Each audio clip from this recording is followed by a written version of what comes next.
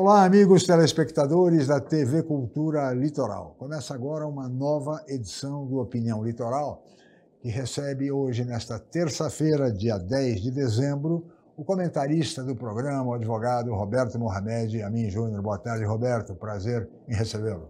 Prazer, Chico. Muito bem. Nós vamos começar, Roberto, falando um pouco do Roda Viva de ontem, que trouxe como convidado um psicólogo social norte-americano, Jonathan Haidt, que é inclusive autor de um livro que é praticamente um best-seller mundial, Geração Ansiosa. Esse livro tem até fila de espera aqui no Brasil para ser adquirido e que traz os impactos das redes sociais junto à criançada. Jonathan Haidt defende o brincar livre, ou seja, as crianças brincando nas praias, nas praças, livremente, sem estar fechadas num quarto, apenas olhando para a tela. Muito interessante a entrevista no Roda Viva de ontem. Vamos ver um trecho, por favor. Jonathan, você fala muito sobre a diferença de como as redes sociais afetam meninos e meninas, que para as meninas o efeito seria mais perverso, mais danoso. Mas assim como nos Estados Unidos, a gente viveu aqui no Brasil uma onda de ataques contra escolas e os autores são sempre meninos, né? E sempre tem um histórico do episódio ser pensado dentro das redes sociais. Você acha que um uso mais controlado das redes sociais poderia evitar esses casos de agressão tão graves que a gente viveu e vocês vivem aí nos Estados Unidos? Well, yes. If we had, if each country imposes an age limit of 16 to open a social media account, and if the companies are forced to age verify, then we would have, there might be some kids who would get around it, but it would not be that most kids are on it. So again, there is no way to make this safe. When you network children, especially connect them to strangers, there's no way to make it safe. Raise the age, and yes, that would reduce some of the craziness and the carnage.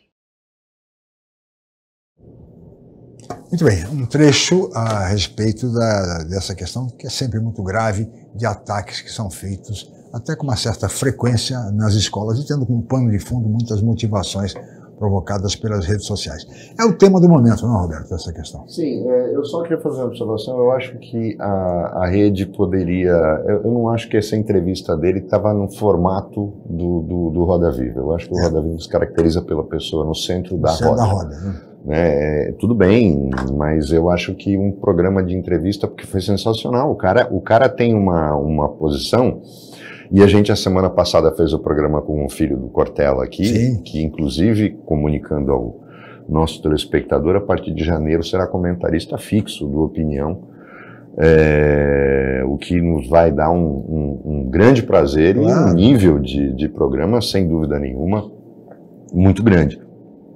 Mas por que esse livro tem fila de espera, Chico? Você vê como a geração ansiosa, e ele se refere das crianças e adolescentes, a chamada geração mas na verdade, mais ansiosa ainda é a geração dos pais, claro, que não sabem o que fazer e como agir. A gente está vivendo um momento hoje, o Pedro falou disso no programa da semana passada, quando ele falava que tem governador que nomeia secretário de educação com a missão de comprar tablet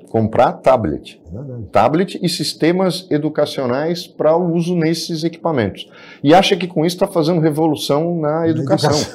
E aí, ao mesmo tempo, a gente tem uma votação de uma legislação para impedir o uso de celular na sala de aula.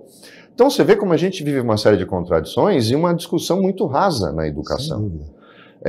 A educação não consegue mais atrair o jovem porque ele tem um turbilhão de informações e que, ao mesmo tempo, não forma absolutamente nada. Né? A gente vive aquele momento em que uma bunda no Instagram tem muito mais seguidores do que o Mário Sérgio Cortella, o Karnal, Pondé, o Jonathan Haidt. Quer dizer, a gente está vivendo um momento em que há uma inversão de valores enorme, os pais estão completamente perdidos. O episódio da menina do avião, sim, né? Por que ela ganhou 2 milhões de seguidores favoráveis a ela? Primeiro, o próprio conceito daquela mãe já estava errado. Por quê? Quando eu, por exemplo, Eu faço o contrário dela. Ela diz que se sente segura na janela. Ou seja, quando ela compra uma passagem, ela reserva o assento da janela.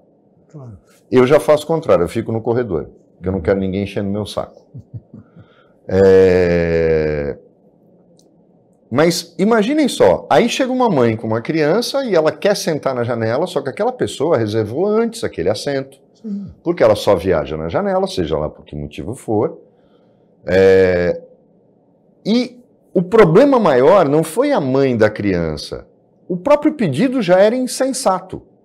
Mas o mais grave foi uma terceira pessoa, que é sem dúvida nenhuma uma retardada mental, que levanta, começa a filmá-la e dizendo que ela é repugnante, porque ela não quer, porque é uma criança. Em primeiro lugar, as crianças têm que aprender a ouvir não. Segundo, filho, a gente não comprou esse lugar. Você vai sentar aqui e acabou. Lógico. Quer dizer, esse é o problema. Se você cria filho, e a menina parece que fez um vídeo depois falando isso, e é verdade. Se você cria seu filho só ouvindo sim, você está criando um monstro, porque a sociedade não vai fazer isso. A gente vai ter até um programa aqui para falar de mercado de trabalho, antes do final do ano, e é justamente isso que é um absurdo. Você tem uma geração hoje, onde o patrão é sempre tóxico. Essa expressão agora tomou conta. Vilão, né? Tóxico. Minha avó falava isso, esse cara aí tá usando tóxico. Tá, eu achava mais legal quando a minha avó falava isso, mas são patrões. E sabe por que é tóxico? Porque essa geração não sabe levar bronca, não sabe receber ordem, confunde as coisas. Por que o home office não dá certo no Brasil?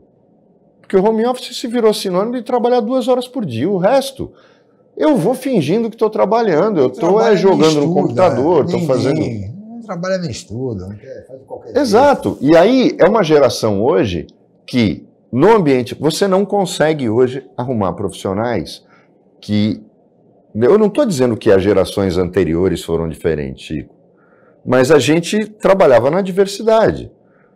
Quando eu vejo, às vezes, as pessoas, não porque eu não dou, porque o meu patrão é tóxico, porque o ambiente de trabalho isso, o ambiente de trabalho aquilo, falou, gente, eu já cansei de ter vontade de pular no pescoço do juiz durante uma audiência, durante um despacho, mas se eu fizer isso, eu vou ferrar meu cliente.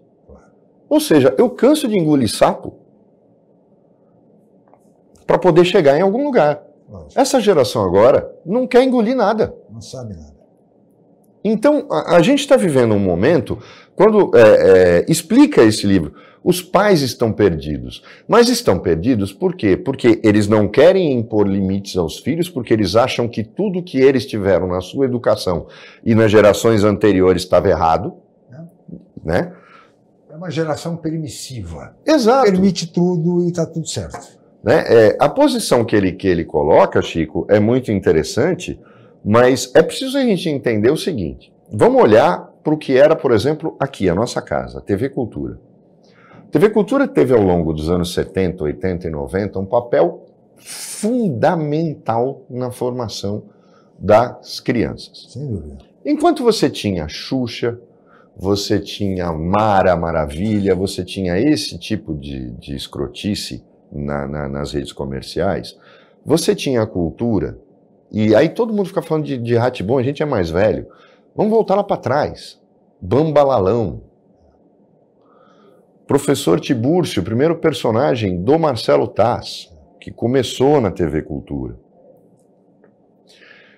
Eram programas educativos. Para quem não sabe, o Vila Sésamo, que era...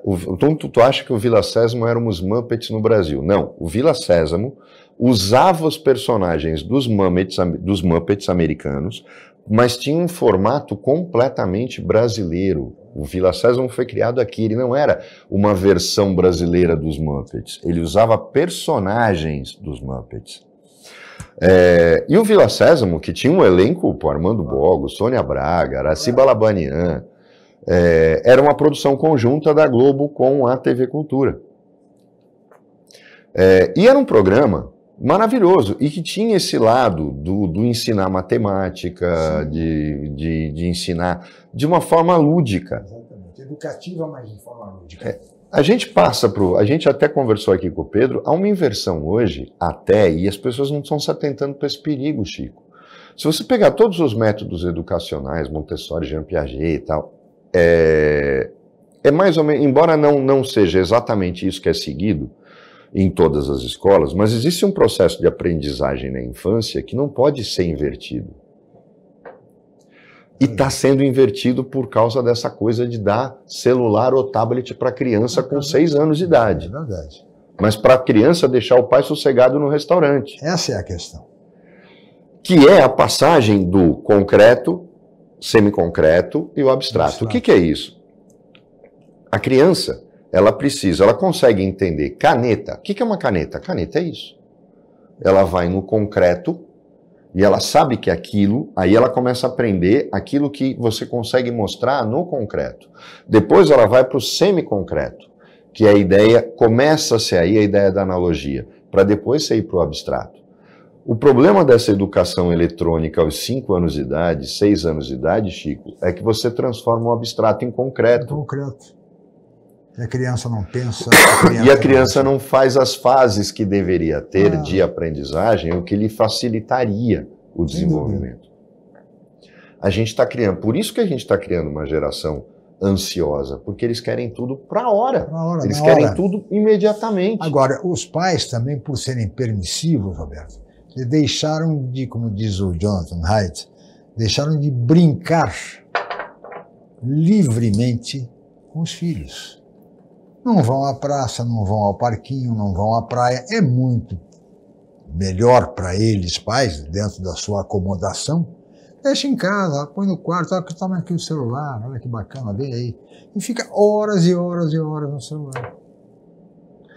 Chico, eu outro dia perguntei isso para um secretário de educação, falar quanto tempo as escolas públicas não fazem excursões ao zoológico? Não fazem excursões ao aquário. O orquidário. O horto florestal está abandonado. Não é aquela coisa de levar a criança e todo mundo com tablet na mão, com o celular na mão. Não, levar as crianças para conviverem com o concreto, com o ao vivo. A gente está criando uma geração que olha a tela como o único canal de comunicação com o mundo exterior e as pessoas não interagem mais, Chico. É verdade. Quer dizer, por isso que são amizades que são esquisitas, porque elas são... eu vi outro dia num restaurante, como eu converso com a Dani o tempo todo,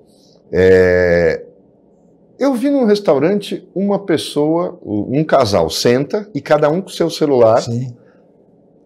E por incrível que pareça, Chico, eles estavam mandando coisas um para o outro na mesa. Trocando mensagem, não é demais. Quer dizer, eu falo, não é possível, né? É a versão do Cone do Silêncio do Agente 86, mas de uma forma que não dá para entender. Eu acho que nesse papel, embora eu não tenha gostado do formato, porque eu não gosto desse tipo de formato, o Roda Viva de ontem trouxe um alerta. O problema é que as pessoas não se ligam de que a gente está caminhando para o que dá mais medo, a gente está caminhando para um futuro sombrio. Sem dúvida nenhuma. Roberto, vou pedir sua licença, vamos para um rápido intervalo, voltaremos em seguida com a opinião.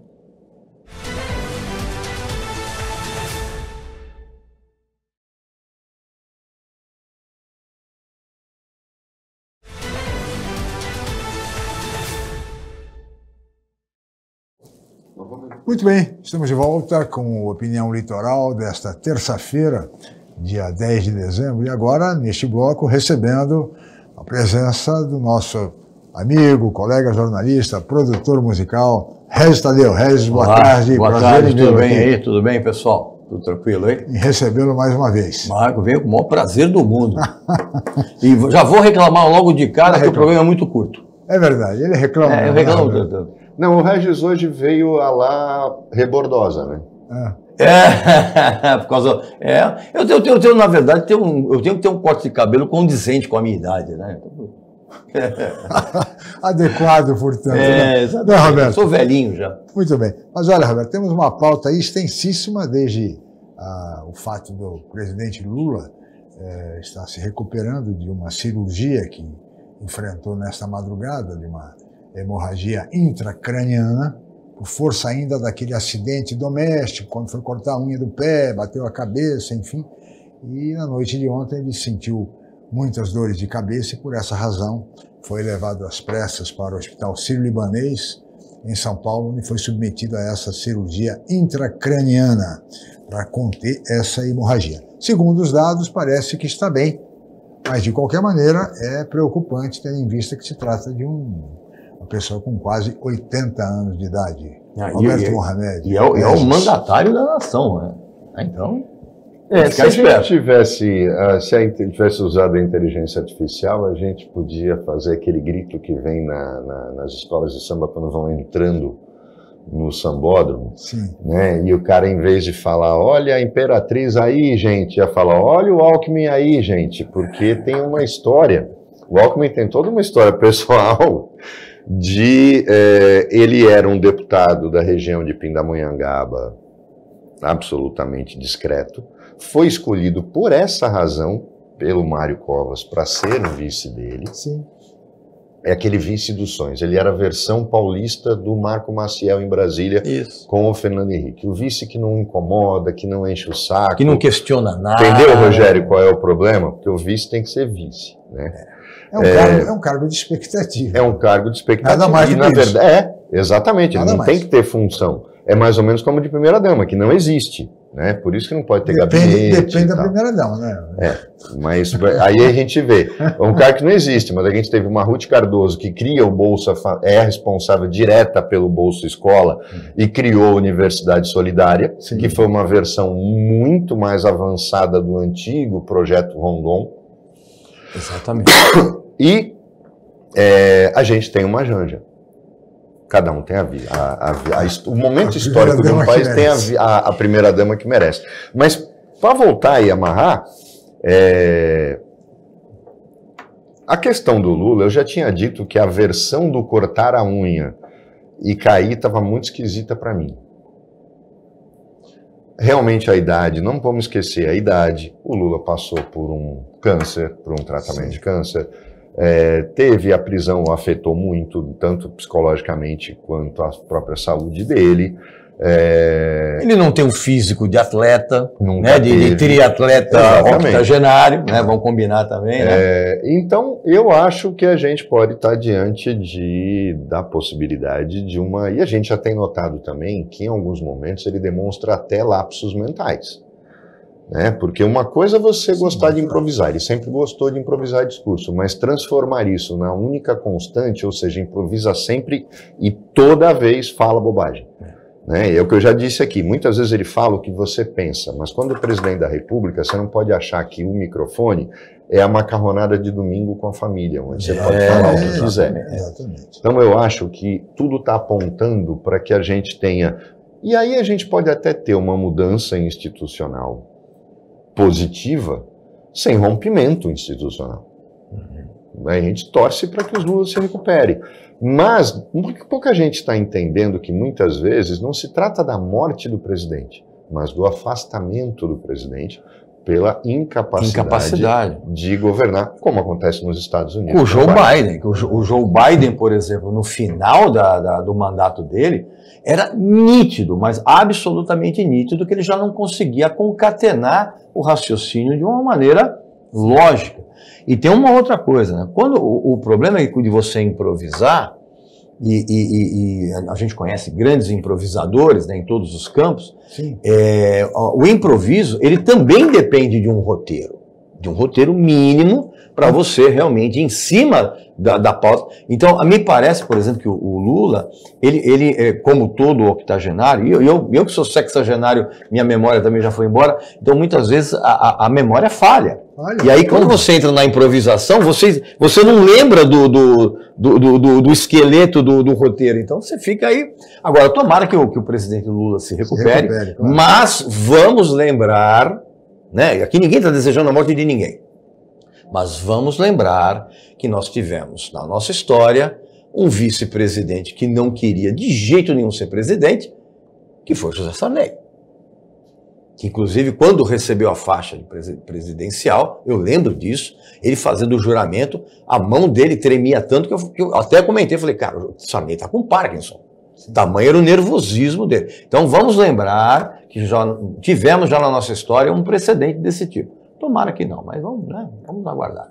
Embora digam que todo improviso é feito de véspera, isso é mais ou menos comum. Vou improvisar.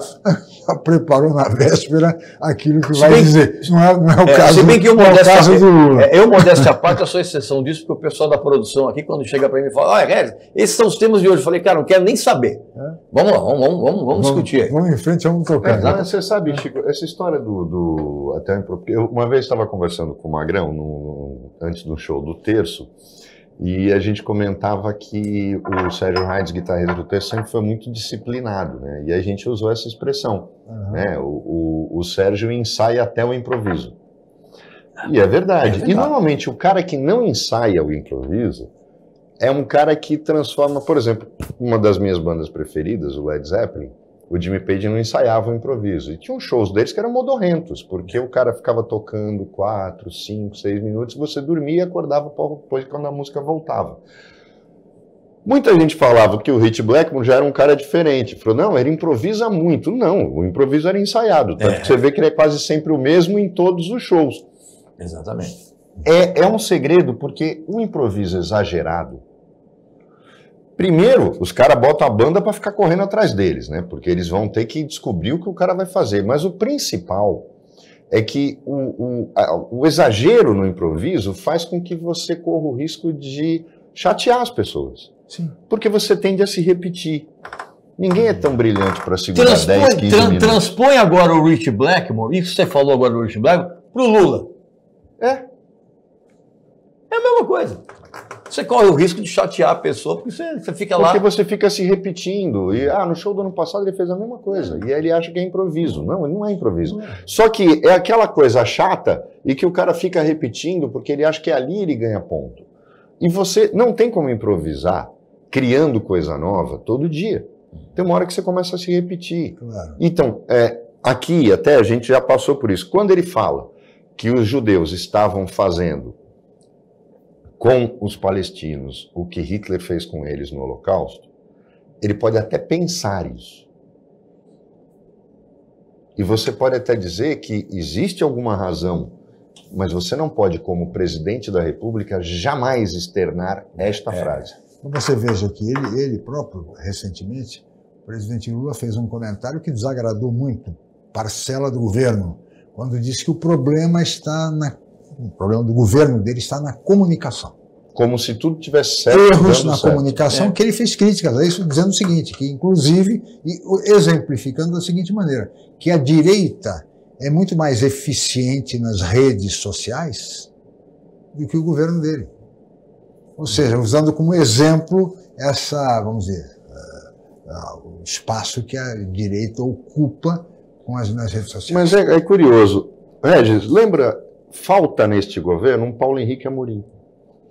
Sim. Porque quem começou com esse negócio de comunicação extra imprensa oficial, financiando blogs, financiando sites, foi o PT. Claro. E o maior expoente disso era Paulo Henrique Amorim, que criou até a expressão PIG, Partido da Imprensa Golpista. Exatamente. Né? Que era um cara que venal, muito inteligente, brilhante, mas que se rendeu... foi uma versão do que os bolsonaristas elevaram, aquela história, o cara aprende a fazer e ainda faz melhor. Foi exatamente o que aconteceu nessa questão de comunicação. Agora, dizer que tudo é uma questão de comunicação significa dizer, eu estou certo em tudo, estou fazendo tudo certo, os caras só não sabem vender o produto. Não, ou seja, o produto é uma porcaria. Entregou de bandeja. A minha parte eu fiz. O governo, aliás, qualquer governo. Qualquer governo, esquerda, direita, centro, lateral. A culpa é sempre a o que eu faço é o certo, mas é que as pessoas não entendem o que eu faço. O meu pessoal não comunica bem. E se não entende é porque não está sendo bem comunicado. É justamente essa... Agora, depois dessa declaração, eu acho que fica muito difícil a situação do ministro Paulo Pimenta, porque, até onde se sabe, ele quer ser candidato a governador do Rio Grande do Sul. E não está muito preocupado, eu acho que a área de comunicação, me parece. O problema, inclusive, parece que nessa reforma ministerial que ele está fazendo, ele quer afastar quem é candidato em 2026. Sim. No governo de Estado, Senado, seja o que for, não vai ter ninguém para colocar. Ele vai ter que efetivar funcionário público de carreira. Porque todos os ministros têm planos. Sim. Então não dá. O Lula, às vezes ele solta coisas que não têm o mínimo nexo com a realidade. É a velha bolha, né? É a velha bolha. Ele está falando só para claque. Por quê? Não adianta falar da comunicação, dizer que vai fazer uma reforma ministerial e que quem tiver planos, então não vai sobrar um ministro. Todos são pré-candidatos, inclusive ao cargo dele, que é o caso do Rui Costa. Que você às vezes fica se perguntando, como é que ele coloca esse traste na Casa Civil? O cara que tem que negociar com todo mundo, comandar os outros, um cara que tem um perfil odioso de autoritarismo, de medievalismo, que é aberto a lobistas e que representa interesses, mesmo sendo do PT, que rompeu com o próprio padrinho político dele, que era o Jacques Wagner. Sim. Então, aí você fica se perguntando, porra, não muda. Quer dizer, eu vou tirar quem é candidato, mas vou manter esse cara, que quer o meu cargo. Pois é. Muito bem, Roberto. Regis. Tem que chamar intervalo. Já entrou em intervalo. Tem que chamar intervalo. Não é possível o negócio dele. Mas nós vamos continuar. Daqui a pouquinho a gente volta.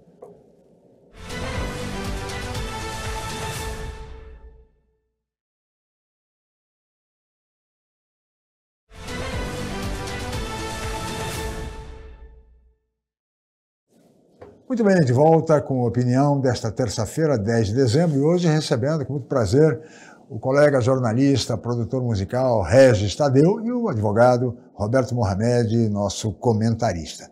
E nós vamos tratar agora de um tema fundamental, que é a questão das Big Techs, né?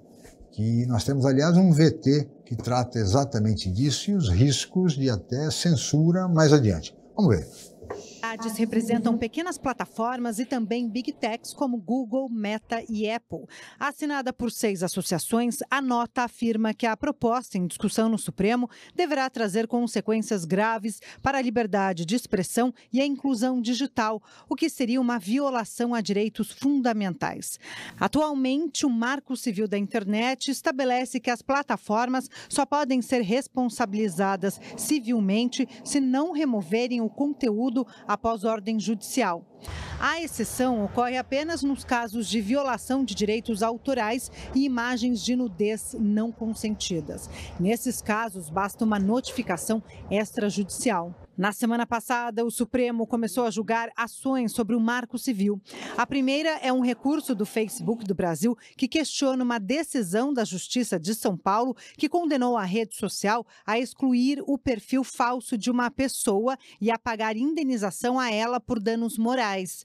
O relator do caso, o ministro Dias Toffoli, defendeu que as redes sociais devem retirar do ar o conteúdo ilegal, mesmo sem ordem judicial. Para ele, o artigo 19 do Marco Civil da Internet deve ser considerado inconstitucional porque concede imunidade para empresas que divulgam postagens criminosas ou incentivadoras de atos ilícitos. No dispositivo, as plataformas só serão responsabilizadas se não cumprirem a decisão judicial de remover o conteúdo. A partir de agora, no sentido do meu voto, basta a ciência inequívoca, ou seja, a notificação extrajudicial do provedor de aplicações de internet, preferencialmente por canais específicos de notificação quanto ao conteúdo supostamente infringente, para que o provedor possa vir a responder pelo dano daí decorrente, caso permaneça inerte. Toffoli foi o único a votar até agora. Segundo as associações digitais, essa decisão pode levar a remoções preventivas e a censura.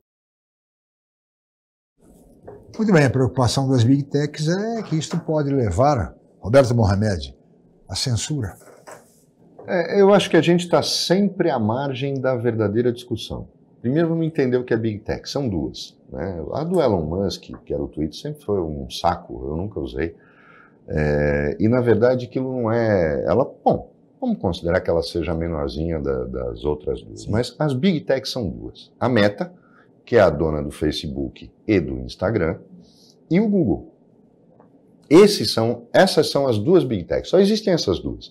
Você tem o X e o Twitter correndo por fora, porque não foi comprado por nenhuma delas, mas na verdade são essas as duas Big Techs. Elas vivem basicamente do quê? De usar conteúdo de qualquer um e não pagar absolutamente nada por ele. Não pense você, e elas não são instrumento de democratização, e a isso se aplica às três. Elas não estão preocupadas com liberdade de expressão, com nada, estão preocupadas em ganhar dinheiro. São as maiores empresas do mundo, não a do Elon Musk, que ele comprou e caiu o valor dela. Nós estamos falando no Google, no caso do Google e da Meta, das duas empresas, duas das 5 mais valiosas empresas do mundo. Então, não vamos começar a achar que, porque eles estão preocupados com liberdade de expressão, liberdade de pensamento. Não, porque eles já fazem censura interna inexplicável faz tempo. Só que seguindo padrões americanos. Nos Estados Unidos, eu posso entrar com uma arma num cinema e matar 15 pessoas, mas não posso mostrar uma bunda na internet. Lá é assim. Aqui no Brasil, é um outro ponto de vista e você não pode atuar desta forma. Eles se adaptaram, e aí virou palhaçada e virou bagunça. Só que vamos colocar claramente. O grande problema não está no conteúdo. Está na facilidade de postar anonimamente. Então, eu não vejo nenhuma discussão no Congresso, Regis e Chico, a respeito do fim do anonimato para cumprir a Constituição. A Constituição garante a liberdade de pensamento, de expressão, vedado o anonimato. Isso é texto constitucional literal. O que isso significa? Eu posso falar o que eu quiser, desde que eu assine embaixo. Muito bem. Exatamente. Mas sabe o que é engraçado, Roberto, Chico e amigos que estão assistindo?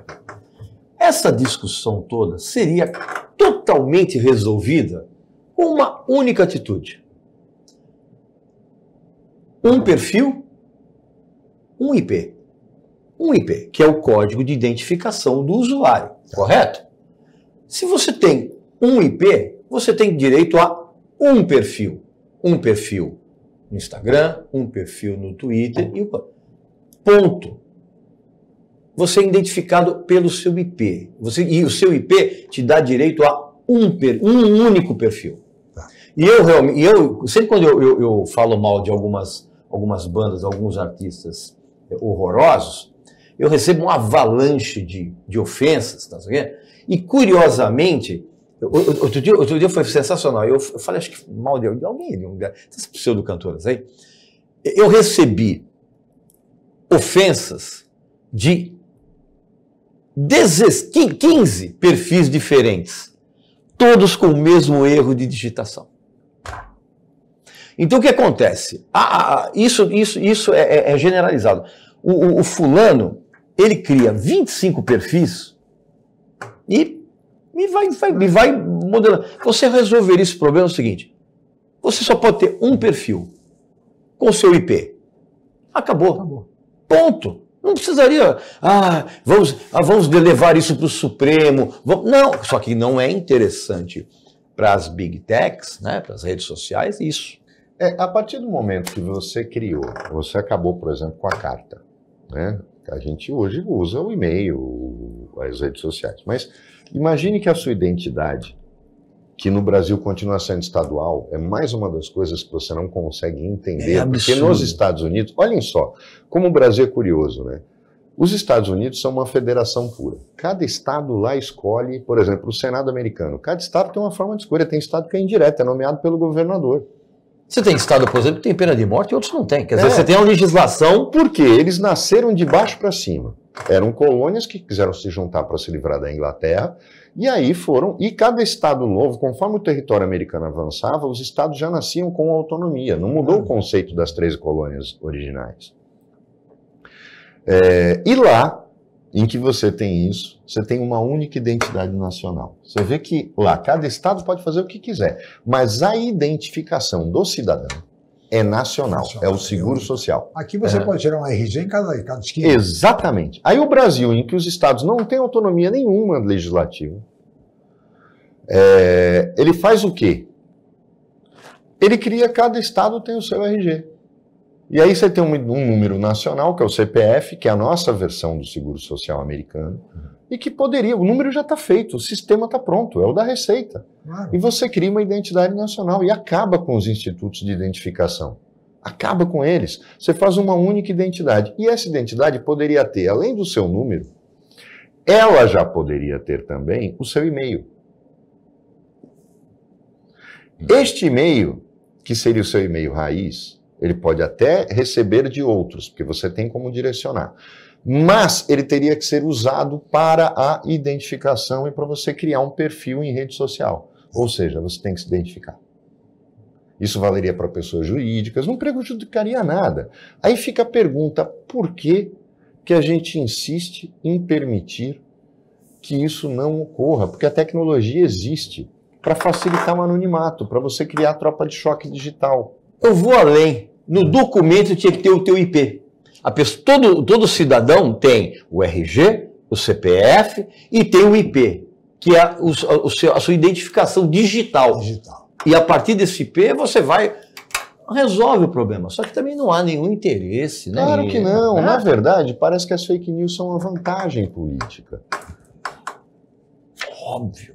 E isso, meus caros amigos, você pensa que fake news é só da chamada direita? Voltamos ao Lula, quando diz que a direita é mais eficaz. Mais eficaz, ou seja, a esquerda também faz isso, né? Tem que aprender a mentir melhor. Cara, tem que aprender a mentir melhor. E aí a gente passa a ter uma geração, por isso que no primeiro bloco a gente estava discutindo Roda Viva de ontem, que foi com um escritor americano que escreveu Geração Ansiosa. Sim. E a gente comentava, o livro é um sucesso. Por quê? Porque os pais estão desesperados, não conseguem entender os próprios filhos. Mas o grande problema é que a gente está criando pessoas, essas gerações, eles adotam como verdade as bobagens que eles recebem. Sim. Eles escolhem em qual bolha eles vão entrar e lá permanecem. E isso não traz evolução. E sem questionar nada. Exatamente. Questionamento zero. Zero. Quer dizer, você recebe aquilo, já vem mastigadinho, você deglude. Agora, vamos combinar, gente. Os pais não entendem os filhos. Os pais não entendem os filhos desde que o rock and roll surgiu. Apareceu Elvis na televisão, os pais ninguém entendeu mais nada dos filhos. É a grande verdade. É aquela história, acho que do Chico Buarque, né? Você não gosta de mim, mas a sua filha gosta. Você sabe dessa história? Quem era a filha, né? Era a filha do Geisel, que realmente adorava o Lucy Geisel. A Lucy, Muito bem, meu caro Regis, olha aí. Não. Você está de brincadeira? Não. Não é possível o negócio. Vamos para mais um rápido intervalo. Voltaremos em seguida.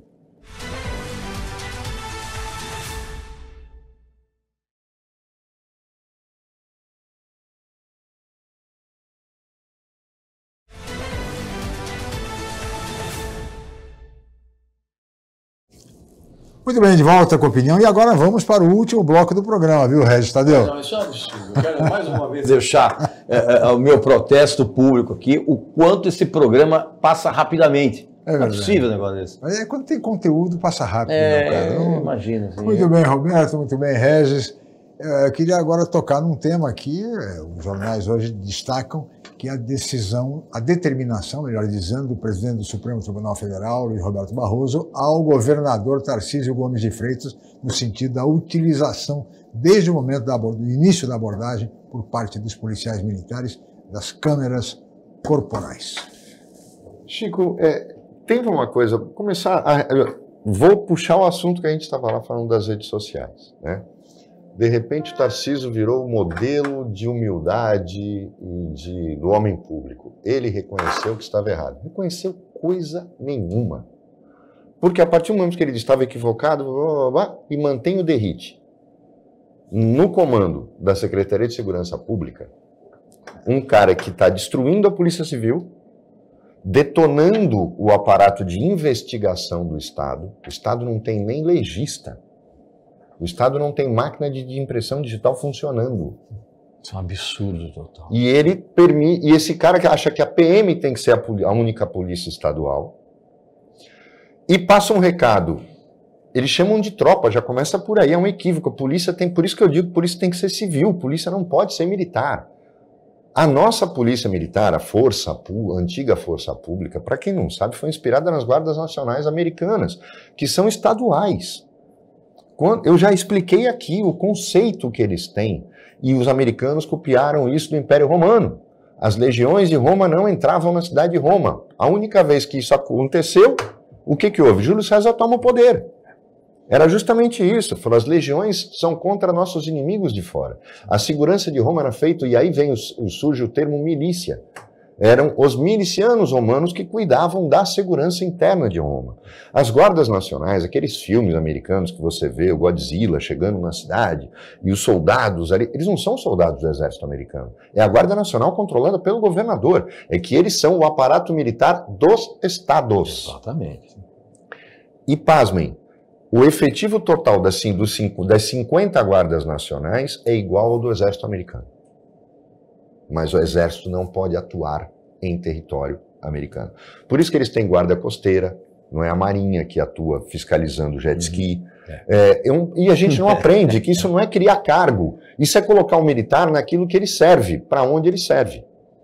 Aí você tem um comandante, um governador que fala, não, eu me equivoquei e tal. Você equivocou coisa nenhuma, ele não acredita naquilo que ele falou. Sim. Ele estava acuado politicamente, porque não tinha como dar razão. Ele não ia poder dizer, não tô nem aí, manda chamar a Liga da Justiça, né? Por sinal, deve ser alguma coisa de direito autoral, porque ele podia ter falado dos Vingadores, né? Mas acho que não, porque aí paga royalty. Então, o grande problema é, quando ele mantém o derrite, que eu já disse aqui, tem problemas sérios de confusão mental em relação ao que é o papel da polícia, que ele prega a violência como instrumento. Quando ele diz, o Derrite diz na imprensa, a polícia prende, a justiça solta porque a gente está enxugando gelo, porque não pode ser assim, ele está dizendo, gente, não leva o cara para a delegacia, mata. Joga da ponte. Joga da ponte, enche de porrada, chuta, fecha o porta-mala com gás lacrimogênio dentro, que nem fizeram os da Polícia Federal, da Polícia Rodoviária Federal.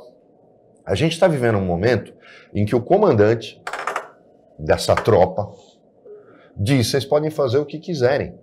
Gente... Isso é legalizar o justiçamento. Não, e outra, a PM não está apenas se tornando extremamente violenta, ela está se tornando covarde. Covarde. Batendo em mulher, dando soco, sempre em grupos. Eles estão atuando como gangue. Hoje você morre de medo de ser parado por uma viatura policial à noite. Eu, que já fui vítima desse tipo de abuso, e é uma coisa traumatizante, sei o que você sente. Você tem medo de morrer a todo momento. A todo instante. Porque eles não têm mais limites, eles não respeitam a autoridade, eles não respeitam a situação que eles estão. Eles partem para a violência de uma forma... E outra, é arma na mão o tempo inteiro. Eu ouvi uma vez de um comandante da Polícia Rodoviária, que é um braço, é a mesma PM, em que ele dizia que ele já cansou de reunir tropa e dizer, olhem o carro que vocês vão abordar. Quando vocês forem abordar uma família numa estrada, não pegue na arma. Agora, assim, é um negócio básico de treinamento, de filosofia, e você é obrigado a reunir a sua tropa para reiteradamente... Sabe o que é a impressão que dá, cara? É aquela professorinha que tem que ficar o tempo inteiro reunindo seus alunos, dizendo assim, olha, gente, você não pode cuspir no chão da sala de aula, você não pode pôr o pé na cadeira, você não pode... Você entendeu? Umas coisas básicas da educação.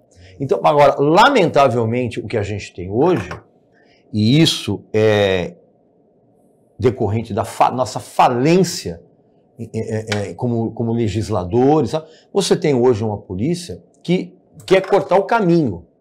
A polícia já dá a sentença logo de cara. Então você não precisa mais ter o trâmite. Não, vamos perder tempo com isso, vamos jogar a pessoa já da ponte. Não importa o que a pessoa faça em termos de crime, não sei o quê. Cara, se você cometer um crime, você tem que ser preso dentro das normas da lei, ter o seu julgamento e fim de papo.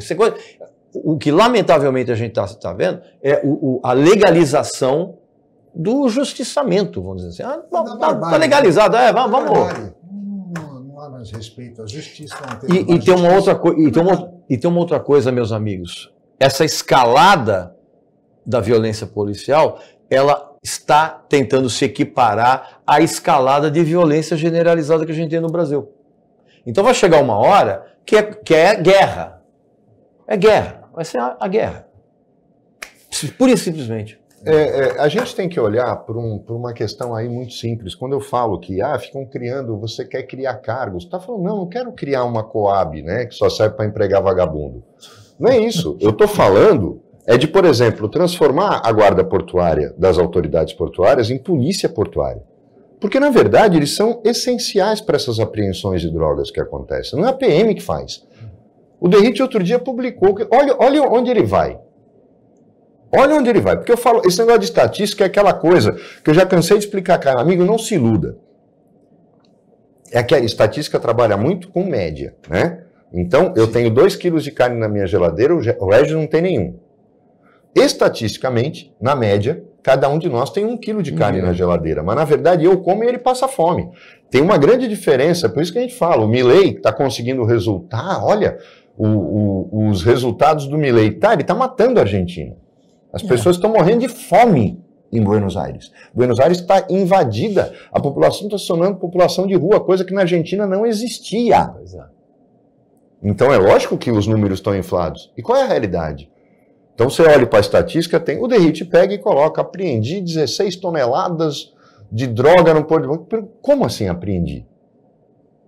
Foi a Polícia Federal com a Guarda Portuária e a Receita Federal. Sim.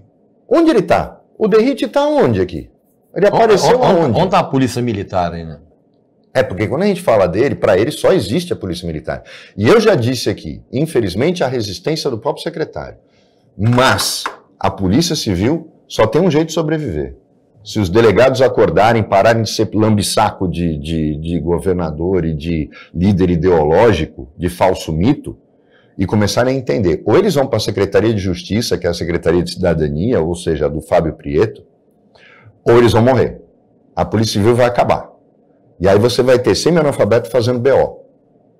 Porque para quem já leu um TO, sabe do que eu estou falando. Então, vamos pensar bem no futuro que a gente quer para a segurança desse país. É bandido de um lado e justiceiro do outro. Porque a PM de São Paulo está criando um grupo dentro e para partir para as milícias está faltando muito pouco. E aí não adianta ficar falando, olha o que acontece no Rio de Janeiro. Porque no Rio de Janeiro foi exatamente isso. As milícias, elas são oriundas da polícia militar carioca. Ou eu estou enganado? Cada caso desses bárbaros de violência policial resulta no quê? Afastado. O policial é afastado. Ele é afastado da corporação, vai para onde? O que ele vai fazer? Serviço burocrático. Ou vai para a milícia. Vai para a milícia. Segurança. Não tem muita alternativa. Muita gente pergunta como é que surge isso no Rio. Era um momento muito parecido, só que com um rompimento em relação ao governador e à polícia. Brizola, para assumir, faz um acordo com os traficantes, com as comunidades. Naquela época, eles não eram donos. Carioca. A Pax Carioca. Para que ele ganhasse a eleição. A polícia não ia subir o morro. Brizola garante a eleição, porque ele tinha a Globo contra ele. E aí ele vê que é na base que ele tinha que mudar a história. Brizola, que é um defensor de direitos humanos, tal, mas em nenhum momento o Brizola sonhou que iria acontecer o que aconteceu. Por quê? Porque quando ele proíbe a polícia de subir o morro, acontecem duas coisas. Ele esquece a segunda parte, que tinha sido idealizada por Darcy Ribeiro, que era a de que o Estado tinha que se fazer presente nas comunidades, construindo pronto-socorro, construindo escola, construindo unidade. Os CIEPs não iam nascer em áreas afastadas, eles iam nascer nas comunidades. Essa foi a ideia inicial do Darcy Ribeiro. E a ideia dos CIEPs era perfeita. Exato, só que tinha um problema. Ele teve uma revolta na Polícia Militar do Rio de Janeiro, por esta ordem, este acordo que ele tinha feito. Ele não teve a conivência e a concordância deles, ele não consultou a PM. Sim. O que acontece é, a PM do Rio não era o que é hoje. A PM do Rio, tanto que o Otávio Guedes fala, até a gente mostrou aqui no programa a fala dele na Globo News, quando ele fala as duas maiores chacinas do Rio de Janeiro ocorrem no governo Brizola, que era um cara que defendia os direitos humanos. E aí o que acontece? A Polícia Militar do Rio começa a formar as milícias, começa a formar os grupos de terror para tomarem o poder, e que culminou com aquela Operação famigerada que invadiu as favelas, criaram as UPPs, só que você já tinha a coisa degringolada e não adianta montar uma delegacia numa favela se você não fizer escola, não fizer pronto-socorro, não fizer uma unidade de assistência social. Aí, meus amigos, aí sim você está enxugando gelo, mas não no discurso do derrite. Ausência do Estado. Exatamente. Tanto que hoje a gente precisa falar isso nas comunidades, né? Que a comunidade, na verdade, é um eufemismo criado pela Rede Globo, né? Para não ter que ficar falando favela, né? Mas, na verdade, e eu vou falar, as favelas cariocas hoje têm como apoio o governo paralelo, que são os traficantes. São os traficantes que constroem escolas, que constroem quadra ali. Onde o poder do Estado tinha que estar presente, você tem hoje o poder paralelo. E são 16 milhões de favelados no Brasil, segundo o último censo. Muito bem. Regis, Roberto, chegamos ao fim. Você não vai falar, um negócio desse que o programa acabou. Não é possível um negócio desse. Já ultrapassamos, já estouramos. Justo hoje que eu vim com o meu visual. Como é que é, Roberto? Bob Cuspe. Pô. Obrigado, Regis. Obrigado, Roberto, pela participação mais uma vez. Estaremos de volta amanhã em mais uma edição. Muito obrigado e até lá.